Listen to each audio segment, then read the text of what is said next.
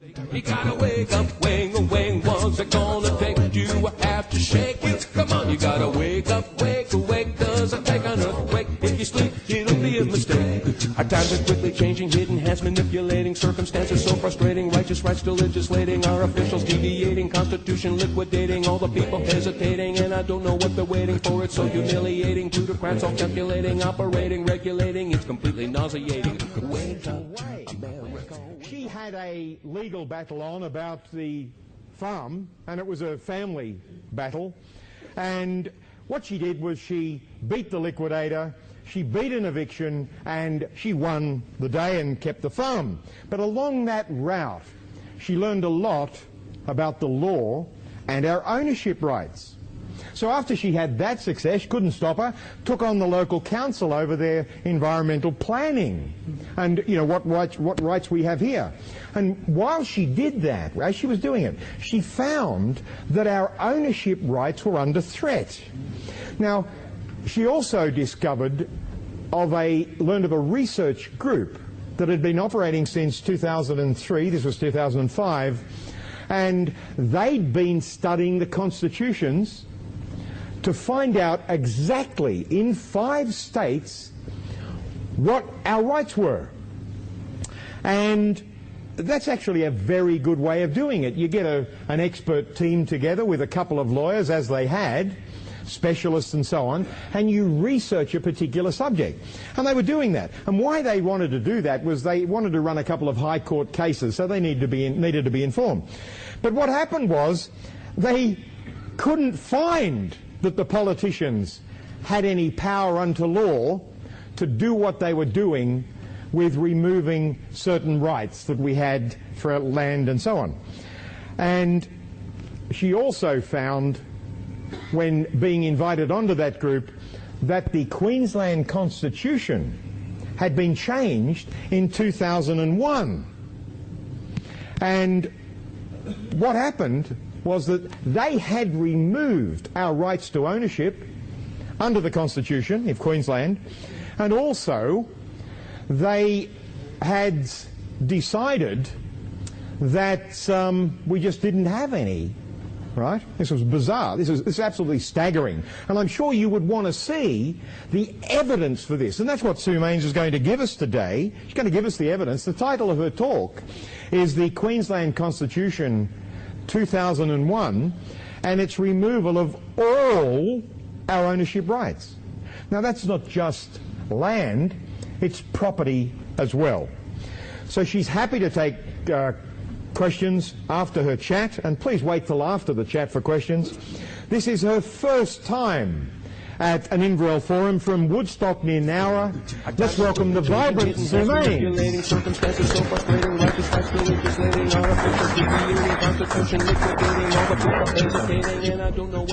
How are you? I think Dennis has said it all. I can probably go and sit down now. I should point out it's not me that's found all this stuff. It was a research group. It was quite a lot of people. So I'm speaking for a lot of very committed people who put a lot of time and a lot of work into this. Those people come from all around 3 states. We've got people in the Northern Territory, Queensland, Victoria, 5 states, pardon me, Queensland, Victoria, New South Wales, and a couple in South Australia.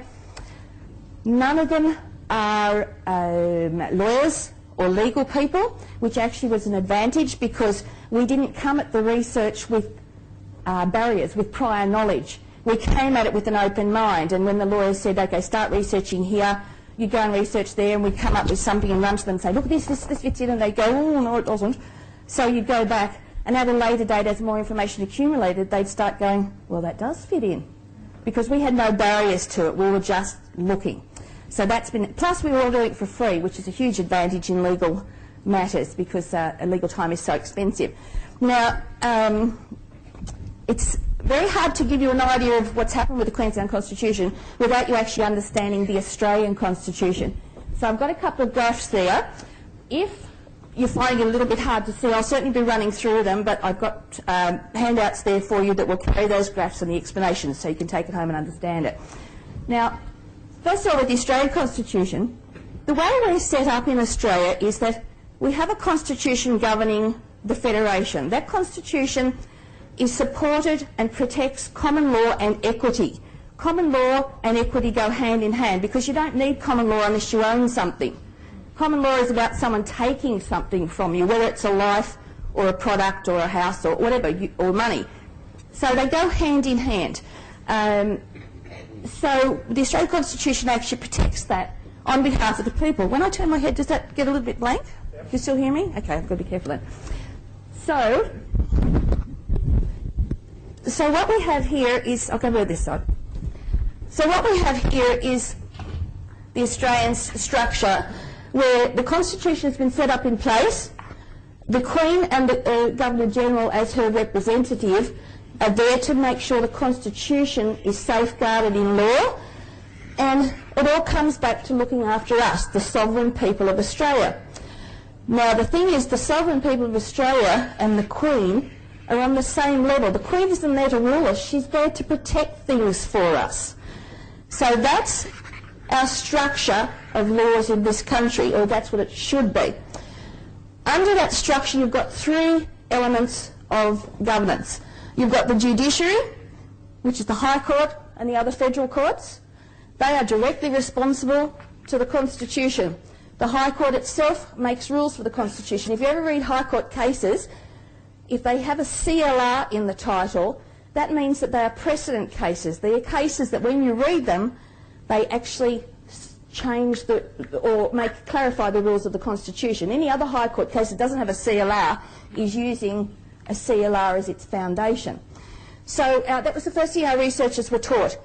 High Court cases first, CLRs in preference, and the third thing was that when you read a CLR case, you ignore the judges that didn't agree, because it doesn't matter how eloquent what they said was and how it fits in, they still disagreed. So that was our three primary things.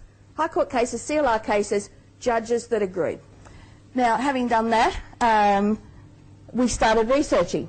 And what we were looking for was where the government could take away our rights. We were looking to find out where they had the powers, and we couldn't find it. We went backwards and forwards to laws, because when you read a court case, you must read the supporting documents. You must understand the judge's thought process. So you're sitting there with a dictionary open and you're racing to the computer for another case, and you've got the case you're reading. And so you're running back at my ironing board, just had paper on it all the time, no ironing. You're running backwards and forwards so that you understand the judge's thought process. We could not find where the government has the rights. In fact, just as a brief statement, what we've come to believe is that the government can only make laws over Crown or state land, over the land that they manage, not over private land. Now, so the second level that comes under the Constitution, I'll go over here, is the legislature, which is your actual parliaments, your state parliaments and your federal parliament. In a state, with a state, the states usually have a constitution, so that slots in there, but on the federal scene, obviously that's not there. So you have your federal government, your state governments, your houses of representatives, senates, etc. They make the legislation. Then your executive is your Governor-General. He has final say. His job is to, when they make a law here, they pass it to him. He's supposed to check it against the Constitution to make sure nothing is removed from the Constitution. Then if it's fine, he approves it and it becomes law, then goes down to the government departments to enforce, to govern, etc., etc. That's the proper structure, and that's all in place to make sure that the Constitution is supported for the people. Now, what happens in Queensland? What we found, and why we came about to start looking at this, is that we were running these High Court cases, and the constant, going back to the early cases, we were running cases through the magistrates' courts into the Supreme Court on appeal, and we kept constantly getting comments from the judges such as, "You're right, but you lose." And that didn't make sense, and it was all these variations, comments like, the laws in this state would make Hitler proud, but you lose. This person has lost all rights to do anything with their land except walk on it, but you lose. And it didn't make sense. We couldn't work it out. And it was just by a chance thought process and something someone else said that one of the researchers, the head guy, went back to the Queensland Constitution because just on first reading of the Queensland Constitution, there's changes there, and you can see it, and there was Sir Harry Gibbs, one of the justices, has stated that it has all the hallmarks of a republic, but it was fine. So you look at it and think, oh, it's fine. So we went back further. Now, to remove all rights in a state, in a country like Australia where we have common law, etc., the first thing you have to do is get rid of this guy, the Governor-General. Now, what we found was that Queensland had gone back, and this is a long-term process, they've worked it over, at least 20 years, the process of changing the laws started in about 1990, 1901, but obviously there's been plans well before that. So what we found they'd done is they'd gone back to the 1867 Queensland Constitution, which was prior to Federation. It was when Queensland was an independent colony, and they had reframed it. But they reframe it, and it's an illegal expression, sine die, which means that they reframe it, but they don't bring it into law. They leave it sitting there for a date yet to be discussed. So they'd reframed the Queensland Constitution 1867, and they'd made a huge number of changes. I'll just tell you exactly. They got it here. Carried it with me. They'd made a huge number of changes. They had made 114 changes, 131 additions, and 116 deletions. And we had a comparison done of the document, and I've got that information there for anyone that's interested. Now, amongst all the additions were a huge number of additions regarding a parliamentary secretary. So what they had done is set into place in this Queensland 1867 Constitution room for a larger role for that parliamentary secretary. So then we move forward to late January 1989. At the same time, in between that time, they also reframed a lot of other laws. But this was just done, sorry, we're missing a note. This was done over a period of time. They reframed all these other laws. Now, you come to 1998, and the leader of the National Party in Queensland placed a document on the table of Parliament planning to move the Governor-General into the role of Parliamentary Secretary. Now, when you place a document on the table, if no one picks it up, no one questions it, no one does anything with it, after 12 months it automatically becomes law. So at the end of 12 months, with no independent member, no National Party, no Libs, not even the Communist Party, no one in Queensland that had a position in the Parliament questioned this document. And it became law at the end of that time. On the 29th of January 1999, the Governor of Queensland was moved into the role of Parliamentary Secretary, which means that he was no longer here, he was now working for the government. He was now a public servant.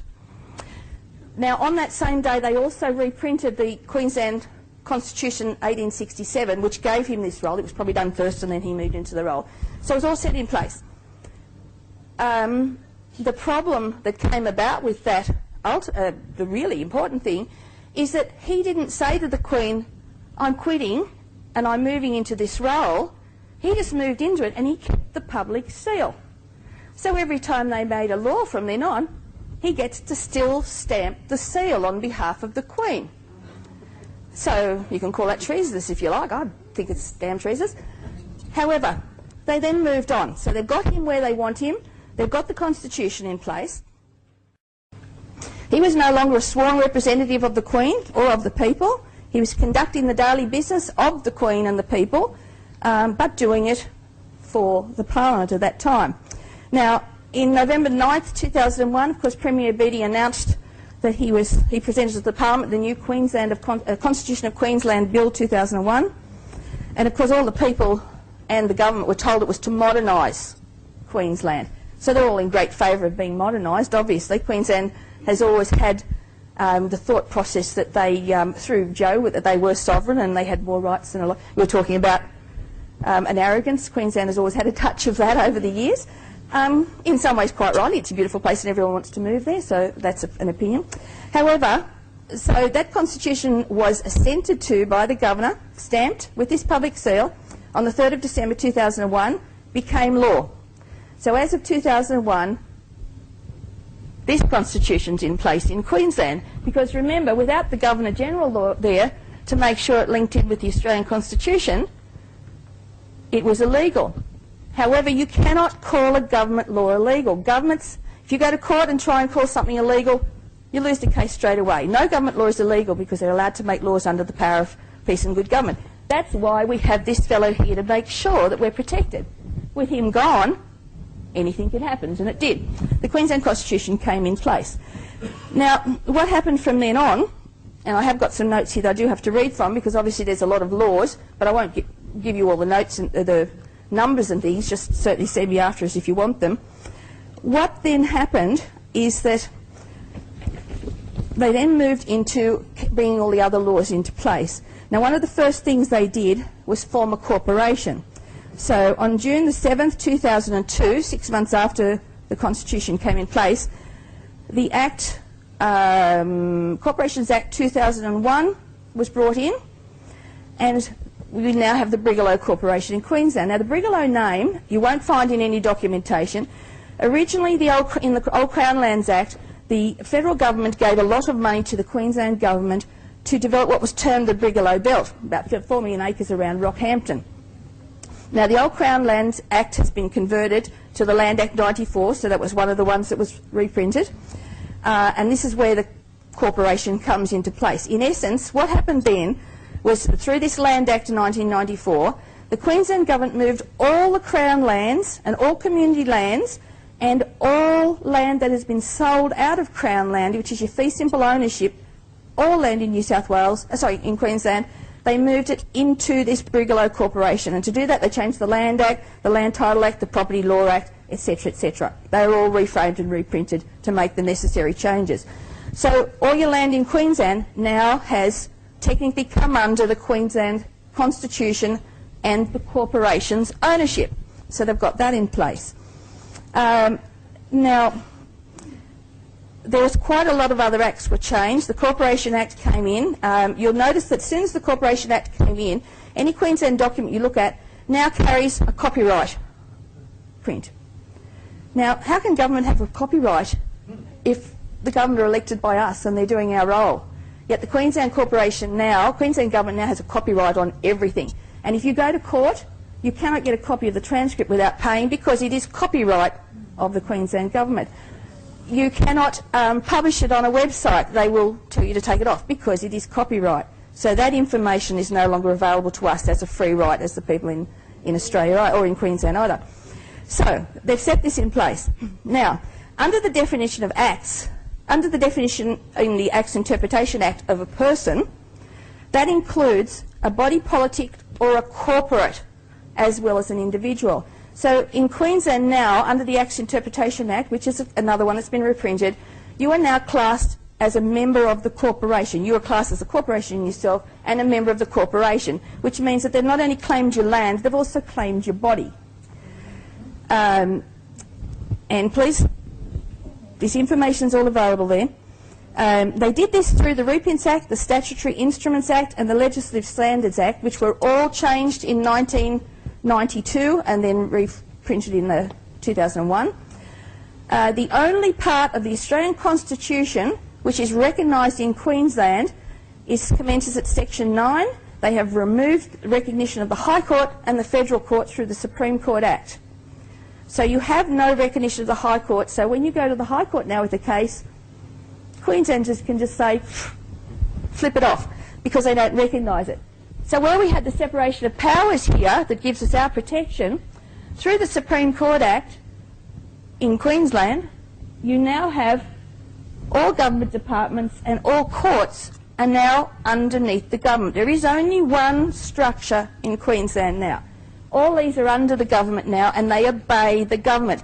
That is why they were saying to us, you are right but you lose, because they are now governed by this Constitution and they cannot take any notice of this one. We know that a lot of the judges are very unhappy with it because they have been feeding us information in subtle ways through their comments in the cases. They couldn't say to us, go and investigate this. The High Court could not say that to us. So it was a matter of a process, but when we were getting there, they were going, you're right, you still lose, but you're right. So they were trying to help. So when we started to find this, we stopped taking the cases to court because we realised then we were going to lose. So we're actually in the process of a very large case going to the High Court, which now will, it's not going to hit up against this because that's what was happening. We were hitting up against that and couldn't go past it. It's now going to come on top of it and basically say to the High Court, if this was done legitimately, then please explain what we own. If this was done without referendum, etc., does it still stand? So you've got to ask all the right questions, which the guys up the back were talking about yesterday. You've got to ask the right questions, which we're in the process of doing. However, you guys in Queensland are still in this situation. Now, those in the other states might say, well, oh, gee, poor Queensland, I'm glad I'm not moving there. However, you've got to understand this is happening in every state. This is not just Queensland. Queensland's just taken the first big leap. WA is really bad. New South Wales removed its Governor-General, its General in, I think it was 1987. We're pretty sure it's gone in South Australia. If you look on the websites for the governors, not a one of them refer to their role as being to protect the Constitution for the people and the Queen. They all say they do as they're told, that the Premier of the state tells them what to do. So they're all admitting that they no longer follow the structure. So, okay, we'll get back to this. Now, okay, so you've got this structure. Now, when I say that the Queensland is a corporation, the state of Queensland is registered with the US Securities and Exchange Commission. I've got the number here.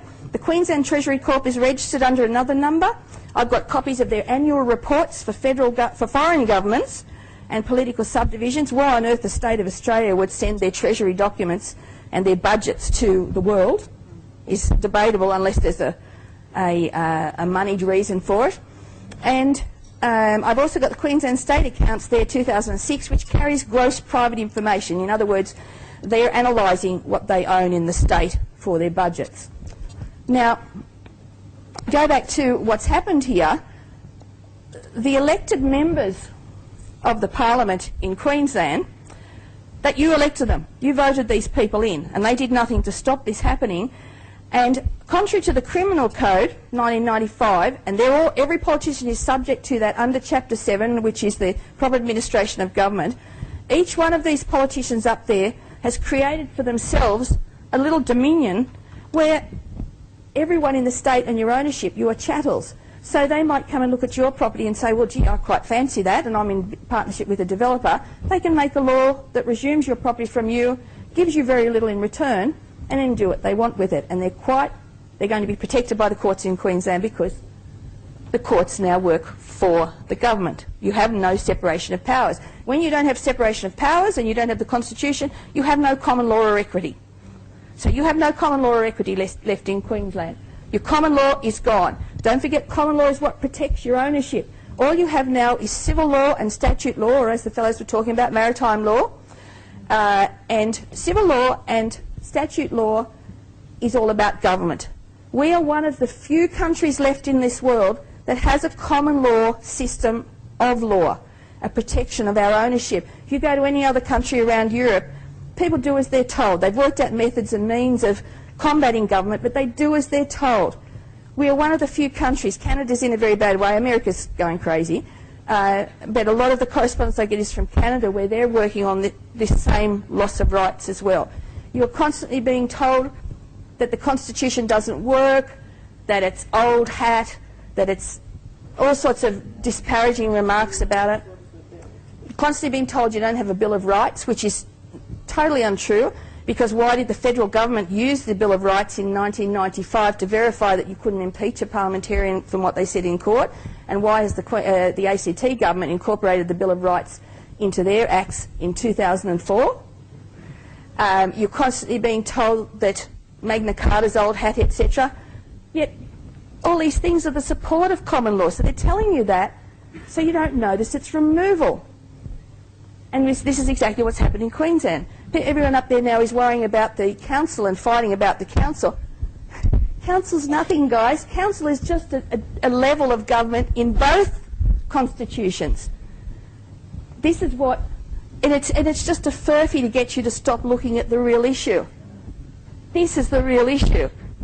Council's just, it's like a thorn in your foot where you've got the cancer growing in your head kind of thing. So, with the judiciary, with the government tiers rather, including all local councils, they're all levels of parliament. Now, what they also did was they changed the Executive Act. Now, when you remove the governor, he was the executive, right? He was the one that made sure this was all safe. When you remove the governor and put him down here, the Executive Act has been changed so the Premier has taken that role. So we've got the Constitution in place, which he's probably set up, or she's been part of it, I guess. She is now the executive. So when a rule needs to be made, she decides whether it's a good rule or a bad rule, tells the workers, who are now the Parliament, etc., to pass it, and it's done. And the Governor, in his new role as Parliamentary Secretary, stamps it, and it's law. So there is no separation of powers. The people are now out of the whole structure completely. And that's your danger. So, yeah, it's essentially a dictatorship, except it doesn't carry that form where she walks around with the guards beside her and shoots you if you...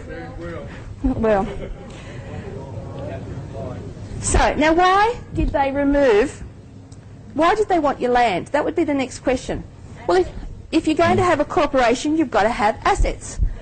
Now, an asset base allows you to loan, it allows you to sell, it allows you to trade. We know that all the governments in Australia are moving into corporations. Pretty well every tier in New South Wales is a corporation. For instance, not long ago, Long Bay Jail was sold, and it was on the news, and it was sold by the corporation that owned it, which was a private corporation. Now, Long Bay Jail wasn't being used, but it kind of sparked my thought process and thought, well, okay, how many private corporations are owning these parts? And of course, in a corporate structure, especially if we're out of the governmental system, they are able to be sold by the government. We know they're trying to sell Telstra, or all of Telstra. They're talking about selling the electricity boards, all of which, if they're private corporations, all corporations can be sold into private hands. So, Queensland uses your asset base to raise money, and to raise money in a big way, especially when you're looking at the Treasury documents going out to foreign investors. Now, the thing is, one of the things that came through in a newspaper article the other day is that the Queensland government are actually trying to change the rating structure, which they have changed already through the acts that they've moved into the new blueprints, where rather than your land being valued on an unimproved capital value, they want to start valuing it on an improved capital value.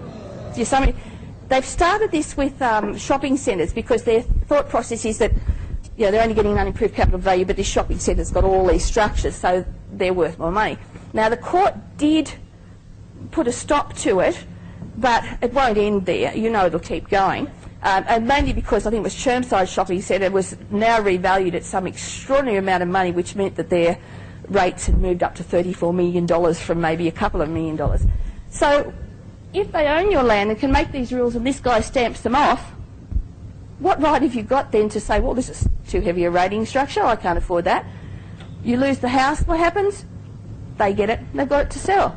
Now, you could say that the banks would say, well, this has got to stop because the banks have got some ownership in their land. But the banks are in the same boat as you guys. They've only got, technically, a statutory ownership on your land. They've only got a bit of paper saying that you owe them some money for your land. Just as you've only got a bit of paper, and if you look at your title deeds, they actually refer to you as a tenant until you own the land. So, through that technique, you remain a tenant on the land as far as the Queensland government is concerned until such time as they might want your land. And as far as the banks are concerned, they can only claim the money back from you because the government have also claimed the ownership of the land. So when you default on your payments, you're still going to owe the money, but you've lost your land. The banks can still chase you for the money. So you're in a great deal of danger up there. Now, when we talk about chattels, a chattel is something that can be picked up and sold. That means that they've got a claim over your bank accounts, I guess superannuation. Anything that you own in Queensland is now something that the government can claim through the changing of the laws and through the Governor-General's new role. That also means that you no longer have a right of inheritance in Queensland, so that you can make a will and you can leave whatever you've got to your kids, but it's at the whim of the government to allow that to happen. If you've got something they want, it's gone. Now, and the Inheritance Act was changed too. Someone sent me some details on that not long ago, which I haven't studied completely, but it's there. Now,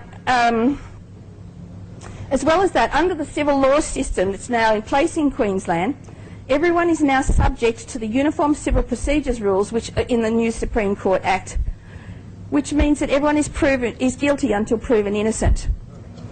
And that is happening. There's innumerable numbers of court cases now where people are going along with quite genuine legal processes in hand, and they're getting told, no, you've lost it all, your right's gone.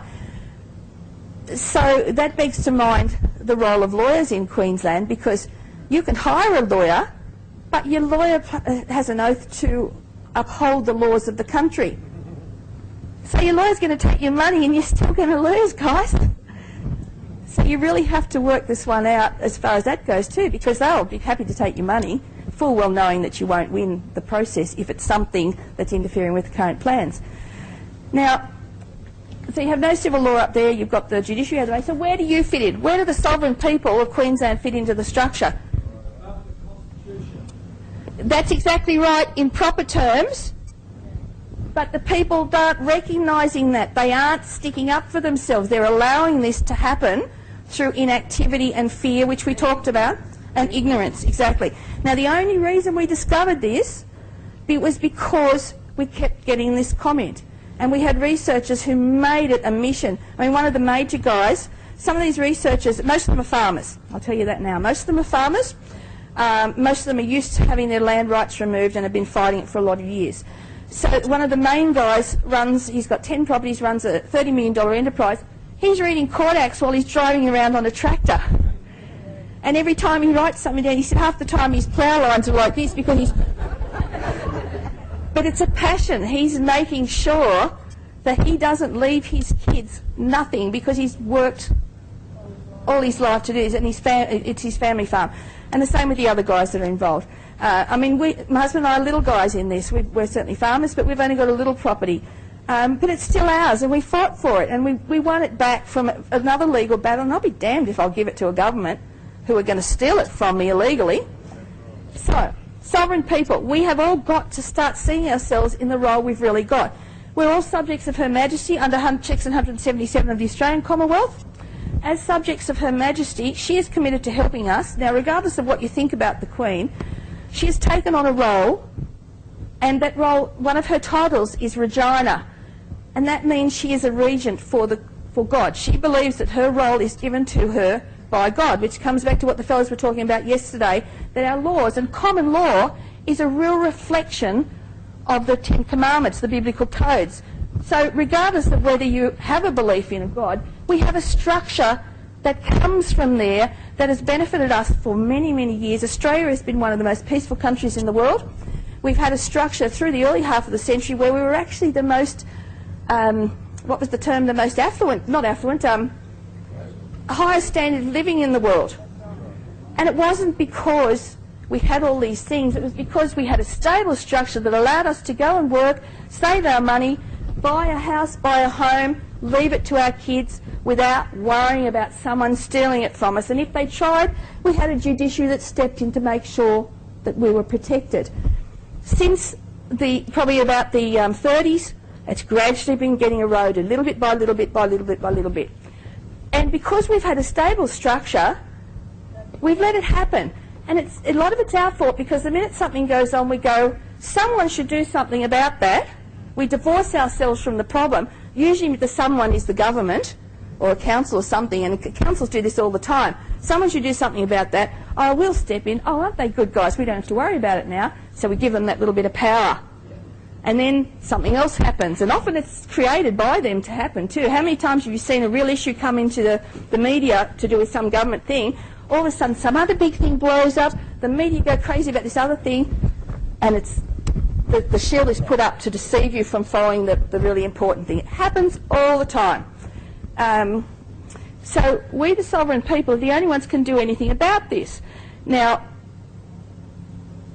a lot of people are saying, well, how do we do it? One of the first things is that when we elect a government, and don't forget we pick these people, when we elect them, too many people sit back and say, that's why I elected them so I didn't have to worry. We elect them so that we should then go on and keep in touch with them and say, you aren't doing what I asked. I asked you to do this. This is why I elected you. I didn't elect you with a mandate to do X, Y, Z. I only elected you with a mandate to listen to me. They've stolen the word mandate from us, and they've created as something that says, well, you know, we said we we're going to do this, so you've elected us, so you've given us a mandate. We've only given them a mandate to be in government and listen to us. So we have got to step up to the mark. We've only got two choices in this, and this is why this High Court case is so important, because we've already had some other cases in there. The judges refused to hear them, and this was before we discovered the Queensland Constitution thing. So at first when they refused to hear them, we thought, my God, the High Court are on side with the government. They're telling us we've lost everything. Instead, what they were doing is saying we can't hear them because you haven't got all the information. So this is why we're coming back to them now with all the information. The High Court are in, they've got two choices they can make. They can tell us that we've lost everything and government have got all the rights, or they can tell us that because there was no referendum at any stage for this, no referendum for this, no referendum to change the 1867 Constitution, that this doesn't stand and this stands. So that's the situation we're in at the moment, the whole of Australia. We have a total Labor Party control in the whole of Australia.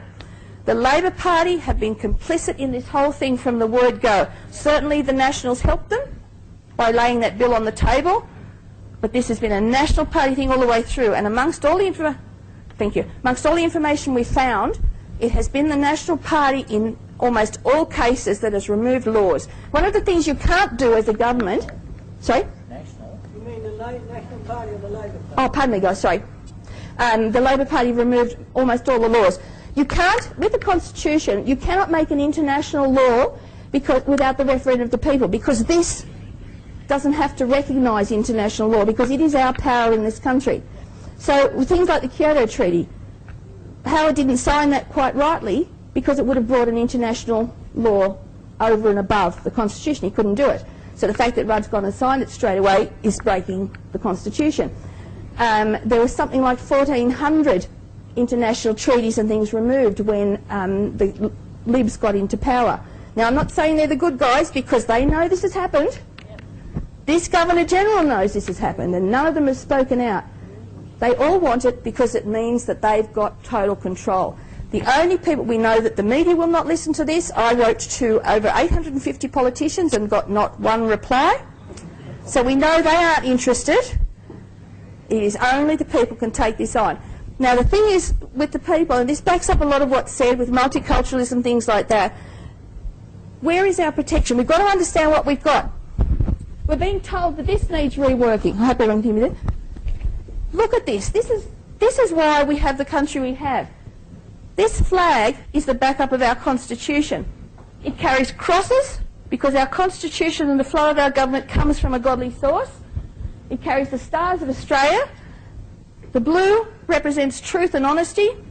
The red represents the blood that was on the cross. The white represents purity. This flag is a danger to the government, which is why they want it changed. Because to remove that removes the background of the Constitution and our soldiers fought. Remove the Constitution, it removes our ownership. There's a huge structure here that's an ongoing thing, and it's a great danger to us. And whatever we sit and do nothing, it's going to happen. So what's the suggestion? We speak to people. Now, I've been getting emails from left, right and centre, so has the rest of the legal team. We've been sending things out left, right and centre, and people are understanding it. People are taking it to their parliamentarian. Most parliamentarians don't. They go, oh no, oh no. But so then if you come away and just let it happen. So please, I guess the only thing I can say is we need to write, not as a group, we need to send a letter to the Governor-General and every local member, the guy you voted in or perhaps didn't vote in, you have to be in his ear telling him this is wrong. And that's all we can do. Because the media won't listen, the government won't listen. So we need to make this an effort where we stand our ground for the whole of Australia. Too many people in the other states are going, but it is happening, and it will happen in the other states. We know that in WA, the Western Australian Government have combined with the Real Estate Institute of WA and the World Wildlife Fund to form the Bush Brokers Company, where they're now selling bushland, probably for credits or something like that. But they're now moving into business with our ownership. And community land is ours, don't forget. It's not government's, it's only theirs to look after for us. So they're now moving into selling things that they're for. So this is the structure. I've given you the information. Please take the info, go and study it. Don't just believe me. Give me your email address. I'll send you all the case notes, etc. But please don't dismiss it, because it is happening. And I think the people in Queensland know it's happening. Any information I can help with, any guidelines to what to do, please tell me. We all need to get together and start working on this. So,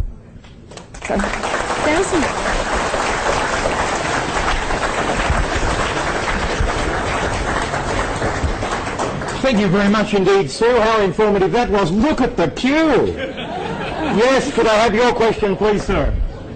Thank you for the wonderful presentation. I can support you, as New Zealand has got a very similar setup as what you're doing here. And what I wanted to do, the question I wanted to ask is how do we get the people to learn to write the right questions? Because we have stumbled across something that when they go silent or they commercially dishonour you, you can get that memorialised, and it has more power than a Supreme Court judgment, but you can get the registrar to seal, and we cannot give you that just, it's like it's a gun. Yeah. Briefly, please. Yeah, I've nearly finished.